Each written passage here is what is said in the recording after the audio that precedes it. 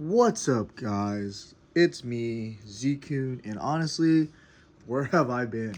Because I've been busy living life, I guess. Just want to make a video because everyone keeps asking about my deck list, and first thing I gotta say is, why do you guys always ask for the deck list and never ask how am I doing? Because it's kind of mean.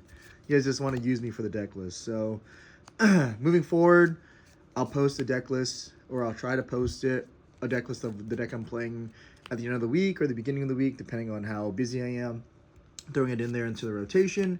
But yeah, just try to be more considerate because we are people. We're not just a bot that gives you a list on command. So please just try to be like, hey, how are you doing? Hope you're doing well, stuff like that. So we have Enel. Honestly, this leader, one of my favorite leaders of all time.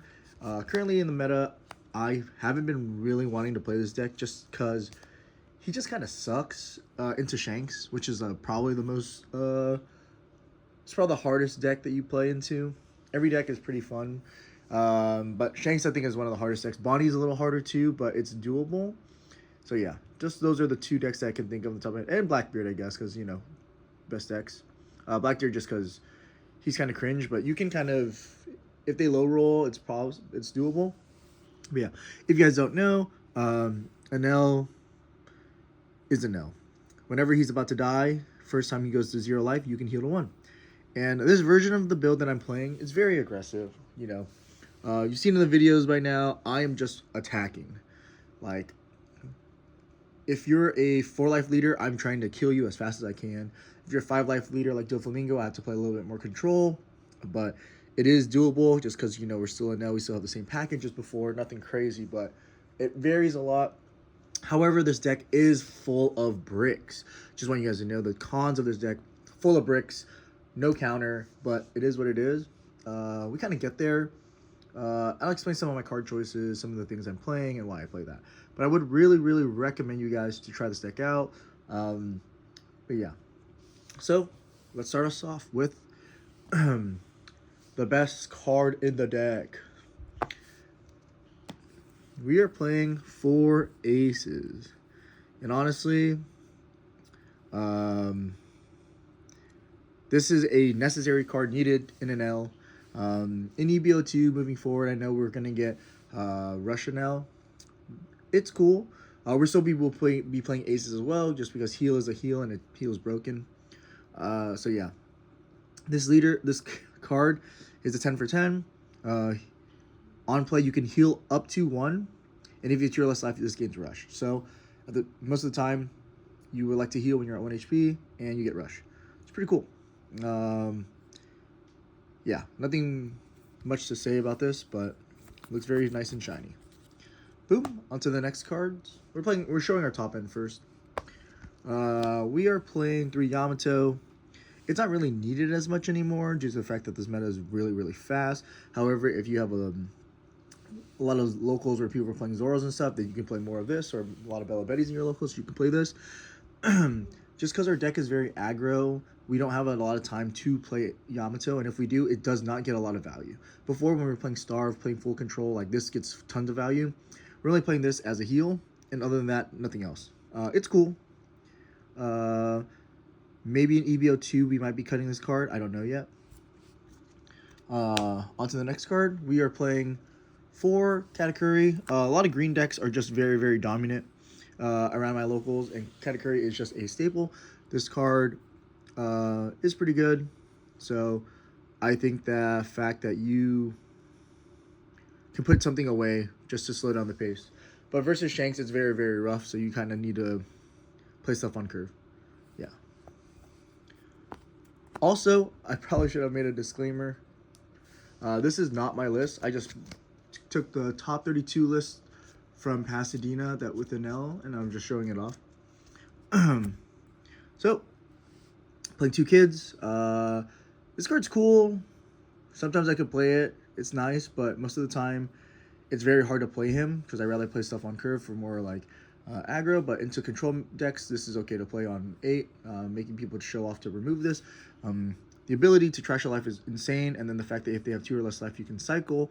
You want to cycle your deck a lot, and there's a lot of cards, and I'll explain what cards you will pitch. But yeah, you need to cycle your deck. On to the next cards. Our 1-drop. Flampe. Best altar in my opinion in this deck. Looks so good. But realistically, this card is needed to take a life to draw a card. Especially with the cards that we are playing, and I'll explain it later in the video. It depends on how you see it. Another thing too is depending on the matchup, you might have to be guarding a little early, but depending on your hand as well.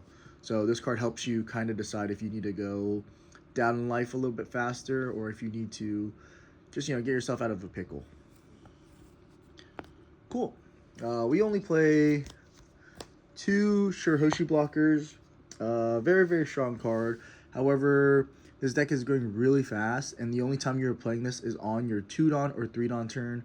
If you have 4-Dawn, you're probably not playing it. It's very, very awkward, or when there's time, so you don't really want to see this as much. But if you do, you play it early, it sticks, it's cool. If not, it is what it is. Remember, if anyone ever removes this for more than 2-Dawn, it's free value. I mean, if you play this and they play Ben Beckman and they trash it, they spent 7-Dawn for a blocker, yeah, that's a free dub for me, So, so this isn't another deck of mine, so ignore the sleeves. But I have 4 Capone. Everyone knows my stance on this card. This card is the best 2K in yellow. This card literally is a 2K counter in your hand, but in trigger, in life, it is an infinite counter. You can block someone's 12K swing. You're literally saving yourself 3 to 4 cards out of your hand. It's insane. So, game changer, luck base, trigger this card when you can. It is what it is. Sometimes it's unlucky that you trigger it and there's no more swings, but broken card. On to the next one. We play 4 X-Strix, or what people, or if you hear me, I call it Sex-Strix because it's just funny to say. This card is very, very strong. He's cool as a 2K, and in some matchups you need to play it early just to tap your opponent's board and to attack it. Some cards just can't stick, and it's just really, really annoying when they do. So this is a 2K, really good. Pseudo block if you tap it. So just remember, you have to have equal to or less life than your opponent. You're a 4-life leader. Just remember that. On to the next card. You guys will think this is weird, and I understand. Oh, sorry, not that one. I play 2 Frankie. It's cool. It's a 2K. It's a draw, which helps us to draw what we need. And if you're at 1 HP, this gets to summon itself for free and draw a card, which then cycles itself. It's really, really strong in stat line power. I would recommend this card. Playing this, I would want to play Satori in theory as well, but there's just no space. Yeah, this card is very strong. It's a 4/5 vanilla, but the body will just help trigger, and it's just really, really nice. Yeah. So 2 Frankie. No 4 because, like I said, the deck is very tight. You just need almost every card. Okay, so I need you guys to answer something down below in the comments. So once you get here, let's have a little discussion. I play 4 rocket ship Luffys. I have 4 of each copy. I don't know what copy to play because I personally like this, but I also like to show off this card. So I play a 2-2 ratio. Shoutouts to my boy Kuro TCG for getting me these treasure rare Luffys. Very, very nice. So, whenever I need to trigger it or draw it, it's right here. It's him. Friendship card. But honestly, this is your 5-Dawn play. Most of the time, this is your 5-Dawn play. You set it up. You get to KO a 4 cost or less if you're 2 or less life, and then you get a draw card. So, being able to cycle. However, this does conflict with another card that we play, which is the Enel. So you got to keep note of that and try to only have it stick for 1 turn, or you're just gonna lose your board. Rocket Luffy is super, super strong. He's cool. There's not a lot of 4 costs in the deck to get rid of. I would play Gadatsu, but the trigger is just so nice. So, in the comments down below, let us know, would you be playing the one on the left or the one on the right? And obviously, if I had the cereal, I would play the cereals, but I don't, so we don't play it. Also, blue skies. Yeah. Okay, on to the next part of the deck. We play 2 Rush Aces. This card is really, really, really sick. When you're 2 or less life, you discard Games Rush. It's very awkward if you play it on 5. It's not a big deal. But also versus Blackbeard, if they negate your on plays, this doesn't get Rush. Kind of rough. But it's a 5/7 stat line essentially. So if you don't have the Rocket Luffy, then you can just play this. It's 5/7 vanilla. But if you don't, it's cool. But it just sticks. You know, and then on turns where they don't expect it, you can blow people out by swinging like on your 9 Dawn turn. You can swing like 7/7/7. They're just crazy lines. Yeah, just Rush. Then our essentially the boss monster of the deck now that everyone is going to try to play against. We play 4 Rush Enel. This card literally is just super sticky, especially the fact that if it were to be removed off the field, you can trash your life instead, so keeping it alive. But if there's a Luffy on the field, aka one of these rocket ships, it will ruin the effect, so he doesn't get to stick because, you know, lore. So I would recommend keep noting of that. But when you develop this 7-cost Enel, he essentially has 2 life to die, and it's just really strong. Him being able to just swing for 7, milking your opponent's hand for 2 cards, or they have to take it, or they have to block. It just varies, especially if you're swinging 5 as well. So, broken card. And there's just so much more lines that I'll explain to you in a bit. Anyways, we got the best 0 cost in the game. Literally, discard a card, plus get plus 3,000 power. But the trigger is just what makes it. If it's the last card in your life and you trigger this, you can heal and then discard a card from your hand. If you have no cards in your hand, you don't have to discard anything. It's a free heal. So there's that. And then we have 4-Damn Punk. This card is really sick.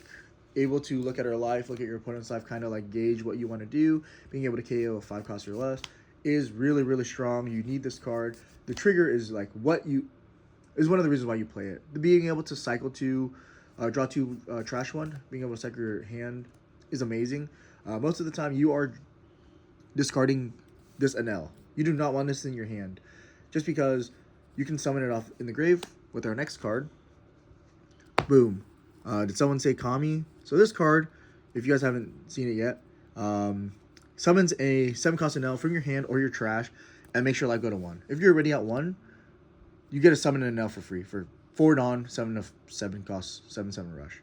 So, and then the trigger is to draw 2 trash 1. So most of the time, with the draw 2 trash 1s, you are trashing your Rush Enel just because you can summon it back for free, or another brick that you don't need in the matchup. You know, very important. Just being able to be aggressive, be in their face. You know, how are they gonna remove this?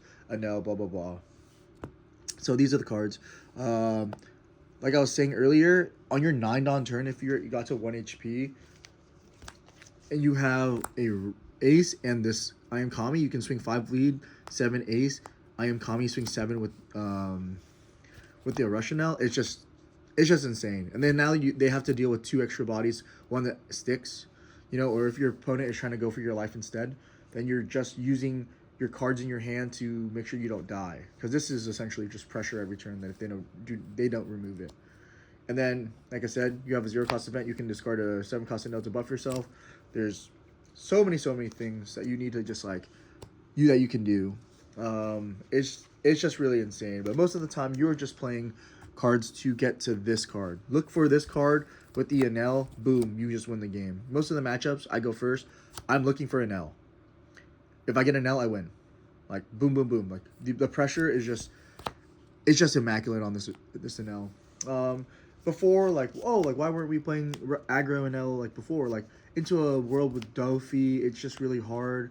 Into a world of Shanks, just control was just a lot better, because having Raigo, being able to just remove their board and making sure you build your board out to kill them is just, it's just stronger than them being able to do anything. But now the game has become a lot faster, so this meta, it's either like go fast or be last. Like, I personally don't know what else you can do. Like, and if you're going to try to play the late game, there's so many better decks with better top end that blows this out. Like cards like Shanks, cards like Blackbeard, they just kill you. You know, if people spam 4/10 drops on you on Blackbeard or Shanks, this is your best card and it can't out it. You have to waste so much Dawn to commit, it's not worth. So, yeah. This is the list. Hope you guys enjoyed. just Enel things, you know, just being able to just be very aggressive when you need to be. And it does lose to decks with better top end. That's all it is. Like, you can beat Blackbeard, you can beat Bonnie. It's a little rougher on Bonnie. The only deck that I would say is the worst matchup is Shanks. Like, if they go first, they play Sanji into Luffy. Like, this is just rough. You get yourself to 1 HP, they just send it on you every turn, and you just can't do anything just to their rush.